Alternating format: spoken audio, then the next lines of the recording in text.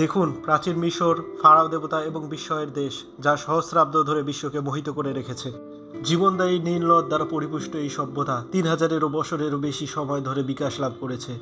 নদীটি কেবল পানি ছিল না, এটি ছিল প্রাণশক্তি, যা কৃষিকাজের জন্য উর্বর জমি এবং বাণিজ্যের জন্য একটি পথ সরবরাহ করত। এমন একটি সমাজের কল্পনা করুন, যেখানে লিপিকরা প্যাপিরাসে ইতিহাস লিপিবদ্ধ করত, যেখানে দক্ষ কারিগররা জটিল গহনা এবং ম্যাগনিফিসেন্ট মনুমেন্ট তৈরি করত, এবং যেখানে শক্তিশালী ফারাওরা ঐশ্বরিক রাজা হিসেবে শাসন করত। তাদের লিখন পদ্ধতি হায়ারোগ্লিফিক্স প্রতীকগুলির একটি জটিল মিশ্রণ ছিল, যা তাদের সংস্কৃতি, বিশ্বাস এবং অর্জনের রহস্য উন্মোচন করেছিল। মহাকাব্য থেকে শুরু করে দৈনন্দিন রেকর্ড পর্যন্ত হায়ারোগ্লিফিক্স আমাদের তাদের বিশ্বের জানালা।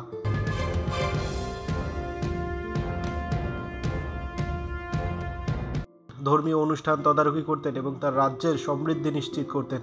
রাজাদের জন্য নির্মিত তার ম্যাগনিফিসেন্ট টোম্ব, যেখানে ভ্যালি অফ দ্য কিংসে পরকালের যাত্রায় নিশ্চয়তা দেওয়ার জন্য নির্মিত হয়েছিল,